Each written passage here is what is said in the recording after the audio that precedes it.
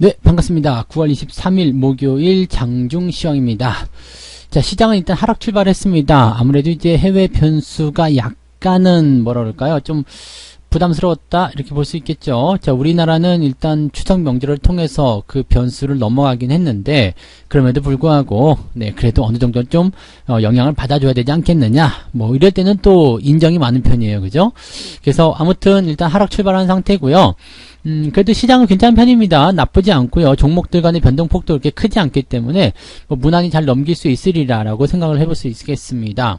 자, 수급 통해서도 외국인들은 순매수를 유지하고 있습니다. 나쁘지 않은 상태이기 때문에 현재 관점에서는 이제 시총 상위권 종목군들이 약간 좀 부진한 모습 보이고 있는 거 그런 정도만 제외하면 네, 부담될 만한 내용 없을 것 같습니다. 자, 특이한 부분으로 이제 여행주들이 상승세를 지속하고 있습니다. 여행주들에 대한 관점 말씀드렸었을 텐데요. 자, 그쪽에서 상승세 계속 진행이 되고 있고요.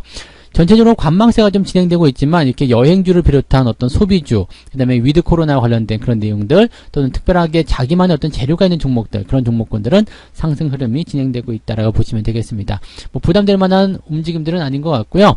자, 잘 버티는 거 중요할 것 같습니다. 아직 오늘까지는 그래도 오늘 내일 이번 주까지는 그냥 휴무하시는 분들 굉장히 많으시더라고요. 그래서 거래량도 상대적으로 좀 쪼그라든 상태이기 때문에 변동폭은 제법 나타날 수 있다는 것 정도만 생각하시면 될 것 같아요. 네, 차트 한번 보도록 할까요? 자, 종합주가 지수가 3120포인트, 일단 지지선, 200일선 지지선 위쪽으로 유지가 되고 있는 상태인데 상승으로 가기에는 아직은 조금 부족해요. 뭐 조금 더 상승하는 모습이 좀 나타나야 될 것 같습니다.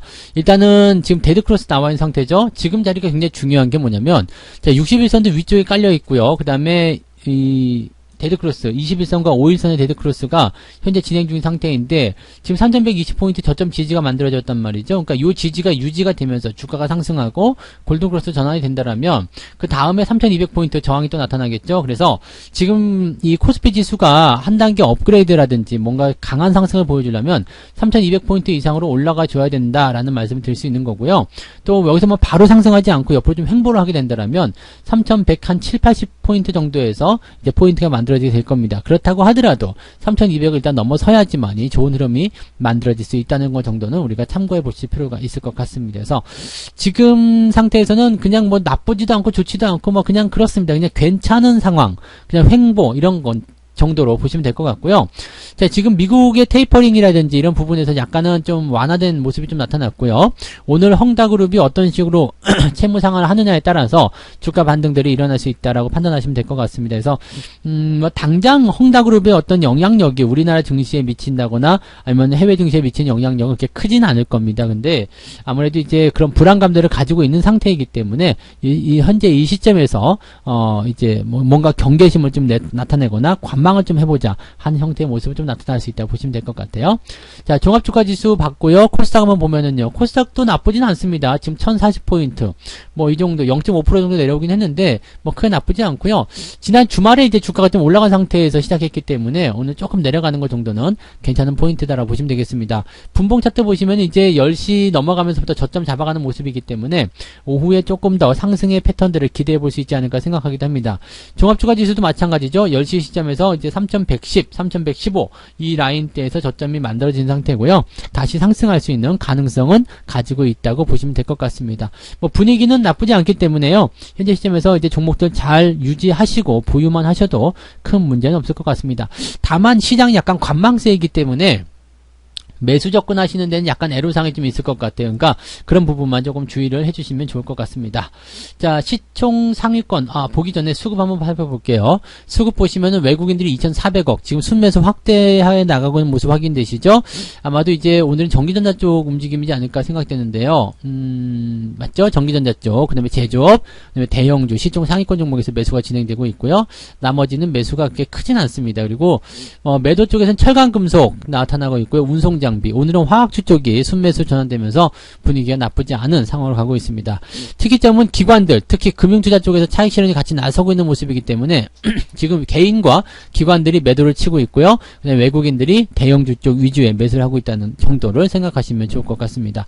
전체적으로 이제 외국인 매수가 들어오게 되면 시장은 그렇게 크게 밀리지 않는다는 거, 그 정도는 우리가 참고하실 수 있는 내용이 아닐까 생각됩니다. 자, 그 다음에 시총 상위권 종목을 한번 볼게요. 지금 보면 카카오가 6등까지 밀렸네요. 와. 네이버 3등 유지하고 있는 상태인데 하이닉스하고 시총 간 간격을 많이 좀 벌리고 있는 상태죠. 그 다음에 LG화학이 오늘 많이 올라오면서 시총 5위로 다시 확대가 되는 모습입니다. 오늘은 LG화학이 좀 많이 올랐어요. SDI도 좀 오르고 했지만은 LG화학이 오늘 반등을 보이고 있는 모습이고요. 화학주 쪽에서 매수가 들어가는 모습들이 아마도 이런 영향을 주지 않았을까라고 생각할 수 있는 부분이 되겠습니다. 자, 그리고 셀트리온이 좋은 소식이 있었죠.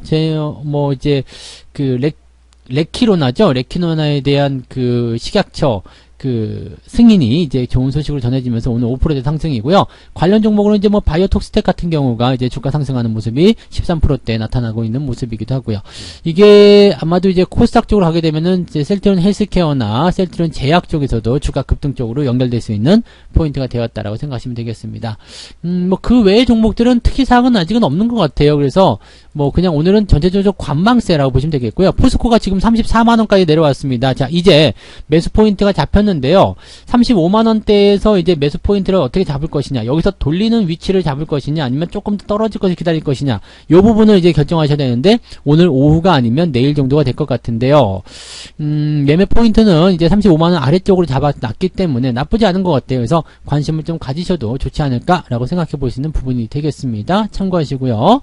그 다음에 뭐 특이사항은 없죠. 나머지 SK바이오사이언스는 뭐 어차피 계속 떨어질 거라고 말씀드렸기 때문에 주의를 하시면 되는 거고요. 그 다음 이유는 특이사항은 없을 것 같습니다. 그러면 이제 매매 동향 한번 살펴볼까요? 오늘 그 투자자별 매매 동향을 한번 보게 되시면은요. 금액대로 한번 보죠. 기관 쪽에서 이제 대한항공 계속 사고 있습니다. 대한항공 오늘 잘 올라가요. 그죠? 오늘 모두 투어도 오늘 5%대 상승이고요. 오늘 여행주 쪽 움직임도 굉장히 좋거든요. 그래서 모두 투어, 그 다음에 뭐 하나 투어도 마찬가지겠죠? 네. 하나 투어도 여행주 쪽이 지금 분위기가 좋아요. 하나 투어 이렇게 보시면 2%대 상승. 근데 모두 투어가 훨씬 더 강한 상승이네요. 중소형 여행주들은 어땠을까요? 뭐 참 좋은 여행이라든지 네 한번 볼까요?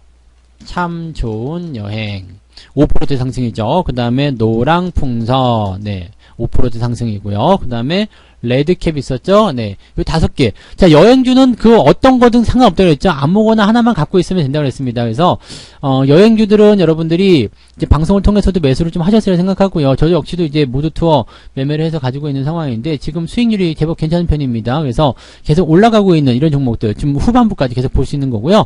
대한항공, 항공주도 마찬가지예요. 계속적으로 홀딩 전략들 유지하시는 게 좋은 전략입니다. 계속적으로 말씀드렸기 때문에 이런 것들은 하고 있으리라 생각합니다. 그 다음에 SDI, LG화학 매수가 들어가 있는 상태고요. SK바이오사이언스는 매도가 들어가고 있습니다. 이제 기관들 매도도 같이 나오네요. 물량이 이제 오늘부터 풀리는 거잖아요. 그래서 아마도 이제 좀 부담스러울 것 같습니다. 이제 18일로 되어 있지만 실제적으로 토요일이었기 때문에 명절 지나고 오늘부터 물량이 본격적으로 나온다고 생각하시면 되는 거죠. 그러니까 지금 SK바이오사이언스는 이제 물량 출회로 인한 주가 하락 이렇게 판단하셔도 좋을 것 같습니다.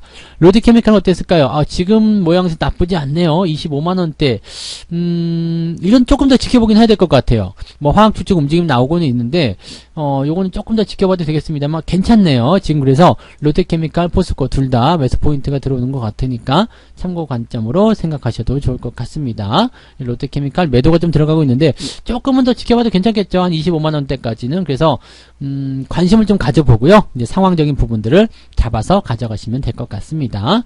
외국인 것도 한번 볼게요. 외국인 보시면 포스코 순매도 오늘 많이 들어가 있어요. 그래서 34만 6천원 정도.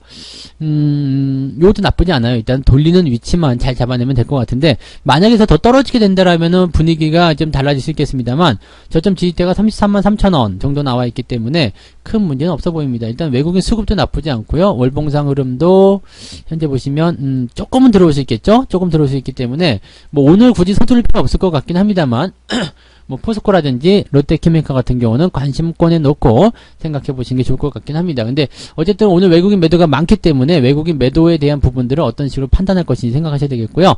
삼성전자 순매수가 오늘 1,900억입니다. 오전인데요. 순매수가 1,900억. 엄청 들어온 겁니다. 그래서 삼성전자 반등 계속 진행되고 있고요. 아마 8만원대 넘어가게 되면 좋은 흐름들이 계속 보여질 수 있으리라 생각합니다.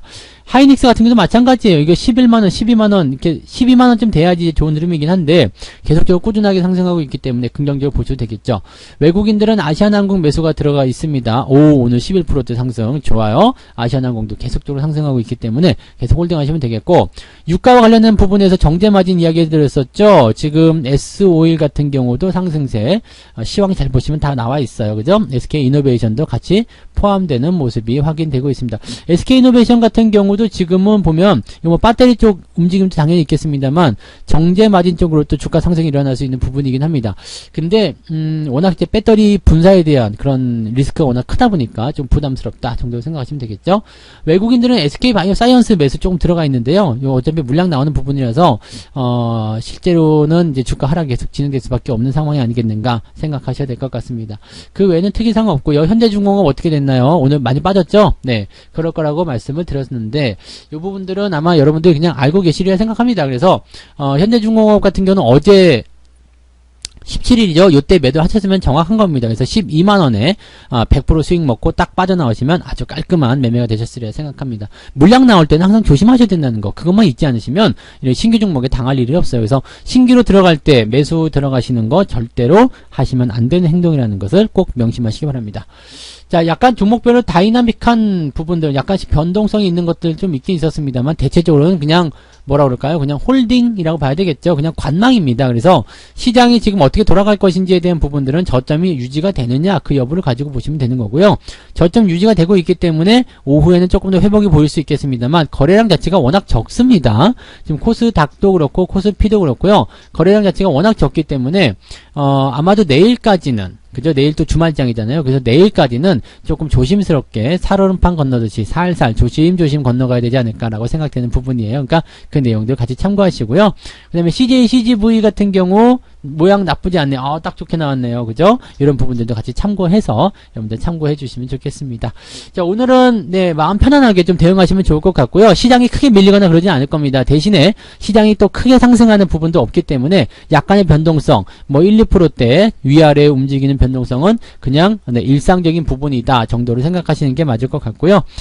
조금 올라간 상태에서 매도가 때려진다거나 뭐 아니면 변동성이 좀 생긴다거나 그런 것들을 일단 다 무시하셔도 괜찮습니다. 그래서 오늘 같은 경우는 그냥 관망하시는 전략 또는 오후 늦지막히 매매 포인트를 잡아보시는 것도 괜찮겠다 생각되니까 그런 부분들 참고하시고요. 절대로 서두르지 마세요. 추석날 또 보너스, 돈 이런 거 생겼다고 해서 또 막 예수금에 집어넣고 뭐 사지 막 그렇게 서둘러서 매매하지 마시고 천천히, 항상 천천히 가시면 됩니다. 내가 사고자 했었던 그 포인트보다 하루 이틀 정도 더 생각하시면 또 생각이 달라질 수도 있거든요. 근데 하루 이틀 정도 생각했는데 그때도 괜찮다, 그때도 꼭 사야 될 것 같아, 그럼 그때 사셔도 괜찮아요. 그러니까 너무 늦게 매수하는 것 아니라는 거 꼭 참고하시고 천천히, 지금같이 횡보할 때는 사실 버티는 게 거의 대부분의 이 투자 전략이거든요. 그러니까 얼마만큼 내가 잘 버틸 수 있겠는가, 얼마만큼 잘 홀딩할 수 있겠는가, 그 부분에 주목하시는 것이 가장 유리하겠다라고 보시면 되겠습니다. 자, 오늘 오후도 성공 투자 이어가시기 바라고요. 저는 마감 시황에서 다시 오도록 하겠습니다. 고맙습니다. 본 방송에서 제공되는 모든 정보는 투자 판단의 참고 자료이며 투자의 최종 책임은 본 방송을 이용하는 본인에게 있습니다.